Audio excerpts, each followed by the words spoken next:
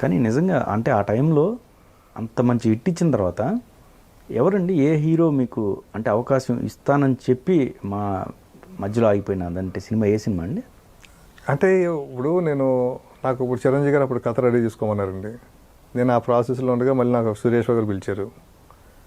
పిలిచి మహేష్ నువ్వు వెంకటేష్ మీద కథ రెడీ చేసుకో, సినిమా చేద్దాం అన్నారు. సార్ నేను వెంటనే చిరంజీవి గారు చెప్పి సార్ ఇలాగ వెంకటేష్ తోటి చేసుకుంటాను సార్, ఇలాగా నాకు లైఫ్ ఇచ్చిన సంస్థ అంటే నాకు ఫుడ్ పెట్టిన సంస్థ, అది చేసిన తర్వాత మళ్ళీ నేను వచ్చా అంటే వెల్ గుడ్ హ్యాపీ అన్నారు. నాకు సురేష్ కొన్ని సినిమాలు ఇచ్చారు అన్నమాట. 6 Days 7 Nights అని ఒక ఇంగ్లీష్ ఫిల్మ్, అలా ఒక మన కొన్ని కామెడీ సినిమాలు లాంటివి కొన్ని అన్నీ ఇచ్చేవి, కొన్ని సినిమాలు ఇచ్చేవి. దీంతో మంచి కథ రెడీ చేయ మహేష్. బొబ్బుల రాజాలాగా ఉండాలి, ప్రేయస్ రవిలాగా సెంటిమెంట్ ఉండాలి, మొత్తం అన్ని జానర్స్లో ఉండాలి సినిమా అంటే. మళ్ళీ నేను పోసాన్ గారిని కూర్చోబెట్టుకున్నాను. ఆయన చాలా బిజీ అండి మురళి గారు. ఆయన గ్యాప్ ఉన్నప్పుడల్లా కూర్చొని చేసుకుంటూ ఉండేవాళ్ళు అండి. కథ ఫస్ట్ హాఫ్ బాగుంటే సెకండ్ హాఫ్ నచ్చేది కదండి వాళ్ళకి. సో సెకండ్ హాఫ్ బాగా చేస్తే ఫస్ట్ హాఫ్ వెళ్ళిపోయిందండి ఎవరు. ఇంకా అలాగా ఒక 6-7 నెలలు గడిచిందంటే నా ప్రేయస్ 100 days ఫంక్షన్ కూడా అయిపోయింది. అది అన్నీ అయిపోయిన తర్వాత నేను 100% సురేష్ ఫస్ట్లో వెంకటేష్ బాబుతో సినిమా నేను ఫిక్సే ఉన్నా అండి. నేను అందరూ ఇండస్ట్రీ కూడా చాలామంది ఫిక్సే ఉన్నారు. ఇంకా అతను కదపడం వేస్ట్.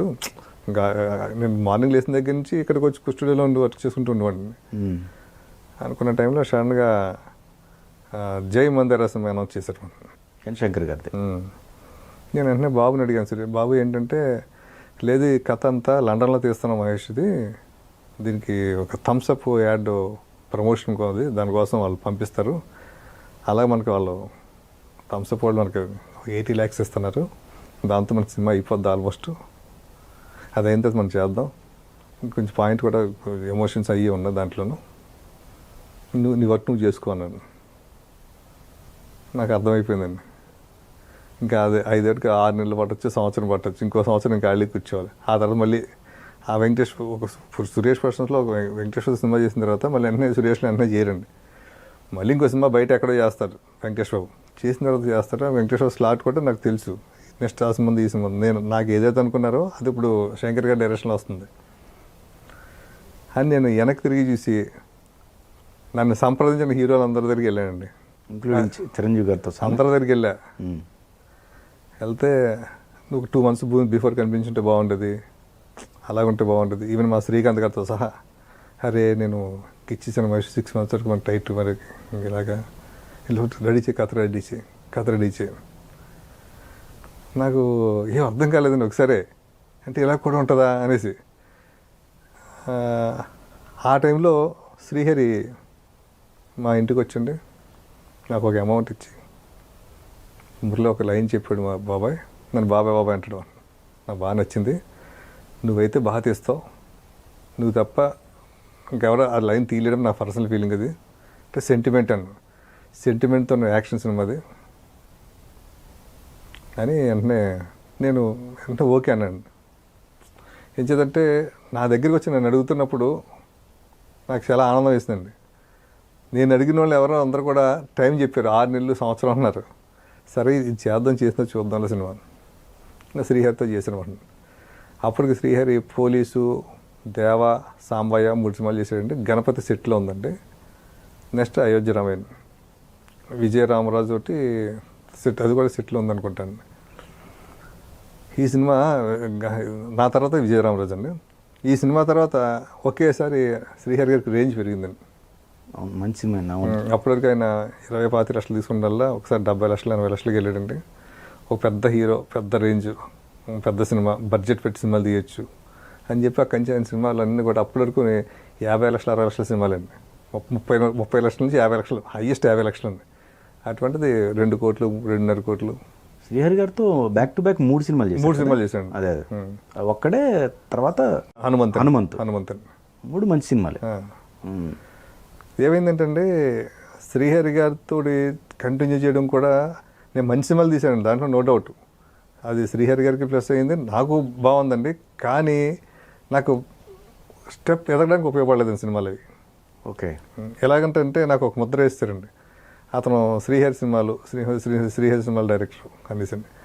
శ్రీహరి సినిమాలు అంటే ఒక చిన్న చూపు నుంచి ఉందండి ఒక టైంలో. అంటే అతని సినిమాల్లో 4 డైలాగులు ఉంటాయి, 4 ఫైట్లు ఉంటాయి, అంతే సినిమా, ఇంకేముండదు అన్నది వేసేసారండి. ఆ టైంలో కూడా చిరంజీవి గారి దగ్గర నుంచి మళ్ళీ నాకు ఆఫర్ వచ్చిందండి.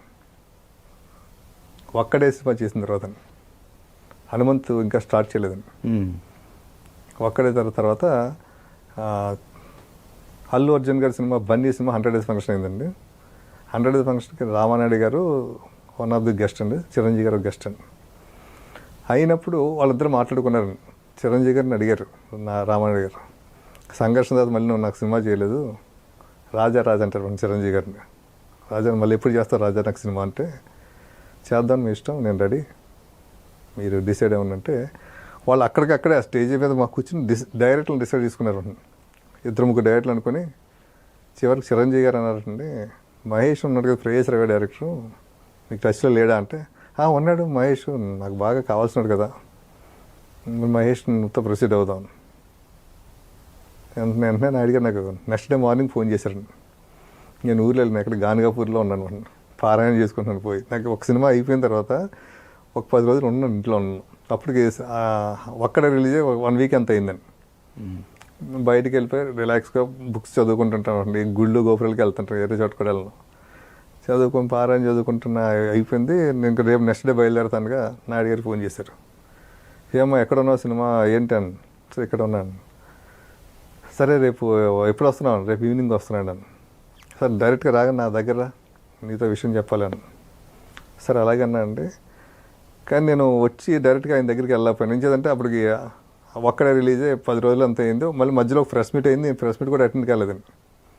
నాకు శ్రీహరి ఫోను, ఏమయ్యా బాబు సినిమా మంచి హిట్ ఇచ్చిన తర్వాత ప్రెస్ మీట్లు అయితే జర్నలిస్టులు అందరూ అడుగుతున్నారు, కామెంట్ చేశారు, ప్రొడ్యూసర్ డబ్బులు ఇవ్వలేదా, డైరెక్టర్ హీరో ఏమైనా కామెంట్ చేశాడు అనేసి, నీకేమో ఫోన్ చేద్దామంటే నువ్వేమో అందుబాటులో ఉంటే స్విచ్ ఆఫ్ పెట్టుకుంటావు నువ్వు ఫోన్లు, నువ్వు రా అర్జెంటుగా. నేను శ్రీహరి గారి ఇంటికి వెళ్ళండి, నేను నాయుడు గారి దగ్గరికి ఈవినింగ్ 8:30 కల్లా వస్తాను చెప్పా, 8 కల్లా వచ్చేస్తాను. కానీ అక్కడ శ్రీహరి ఇంట్లో లేట్ అయిపోయిందండి. నాకు కరెక్ట్ 8:45 టైంకి నాయుడు గారు ఫోన్ చేశారు, ఏమో ఇంకా రాలేదేంటి అన్నాడు. సరే ఇంకా అక్కడి నుంచి లేగలేని పొజిషన్. సార్ ఇంకా గంట పడుతుంది సార్, నేను మార్నింగ్ వస్తాను సార్. సార్ మార్నింగ్ రాను. మార్నింగ్ వెళ్ళగానే కంగ్రాచులేషన్స్ అయ్యా, మంచి సినిమా చేయబోతున్నావు నువ్వు, సురేష్ పర్సన్స్లో చిరంజీవి గారి హీరో, ఇదిగో అని ఒక 5 లక్షల రూపాయలు అడ్వాన్స్ ఇచ్చాడు. నేను వెళ్ళి అంటే చిరంజీవి గారిని శ్రీహరికి వెళ్ళి చెప్పండి, చిరంజీవి గారికి వెళ్ళి ఆయన బ్లెస్సింగ్ తీసుకుంటే ఆయన అన్నాడు, నేనే సజెస్ట్ చేశాను నీ పేరుండి, థ్యాంక్ యూ సార్ అన్న. కథ అనుకున్నామండి. కథ సెట్ అయ్యేది కదా సార్. కథ సెట్ అవ్వక ఏమైందంటే ఈ లోపల నాయుడు గారికి వేరే కథ ఏదో విన్నాడండి, రైటర్ చిన్నికృష్ణ కథ అండి. చిన్నికృష్ణ కథ విని అది నచ్చిందట నాయుడు గారికి. నచ్చితే చిన్నికృష్ణ కథ నాకు ఇస్తాడేమనుకున్నానండి. నేను చిన్నికృష్ణకి ఫోన్ చేశా, ఇలా నాయుడు గారికి మీరు కథ చెప్పారంటే బాగుందట కదంటే, ఎప్పుడు విందామంటే, నేను ఎవరికి వినిపించానండి, అది నాయుడు గారికి వినిపించాను కదా. సరే అని అనుకుని మళ్ళీ నాయుడు గారిని వెళ్ళి అడిగా, ఏంటంటే చిన్నికృష్ణ అన్నాడు నేనే డైరెక్షన్ చేయాలనుకున్నాడు అన్నాడు. సార్ నాయుడు గారు అన్నారు, ఓకే ముందు అతను రెడీ చేయమని కథని తర్వాత నేను చూస్తానులే, నువ్వైతే నువ్వు నీ కథల్లో నువ్వు ప్రయత్నంలో ఉండు అన్నారు. ఇంకా చిన్నికృష్ణ కూర్చున్నాడు కదా, వర్కౌట్ అవ్వలేదండి, ఇంకా సెట్ అవ్వట్లేదండి కథ. ఇంకా నాయుడు గారికి అంటే ఒక లేట్ అయింది అనుకోని మళ్ళీ వెళ్ళిపోద్ది, మరి వేరే స్లాట్లోకి వెళ్ళిపోతుంటాడు అనమాట. నేను అలాగా తర్వాత చిరంజీవి గారి స్లాట్ కూడా ఆ టైంలో లేదండి, కంటిన్యూ సినిమాలు ఉన్నాయి ఆయనకి, అలా గ్యాప్ ఎప్పుడే వస్తుంది. ఆ టైంలో మళ్ళీ నేను హనుమంతు శ్రీహరితో చేశాను. హనుమంతు చేయగానే జమినీ వాళ్ళకి సినిమా చేయాలండి, జగపతి బాబు హీరో గారు, జమినీ వాళ్ళు కొట్టి మళ్ళీ ఏఆర్స్ మహేంద్ర గారు కొట్టి, అది చేస్తున్న బ్రహ్మానంద గారు అబ్బాయి కొట్టింది. ఈ ప్రాసెస్లో నాకు భాగ్యరాజు గారు రావడంతో అన్ని పక్కన పెట్టండి, ఇటు వచ్చాడు. అన్ని ఆల్ టెస్ట్ బయట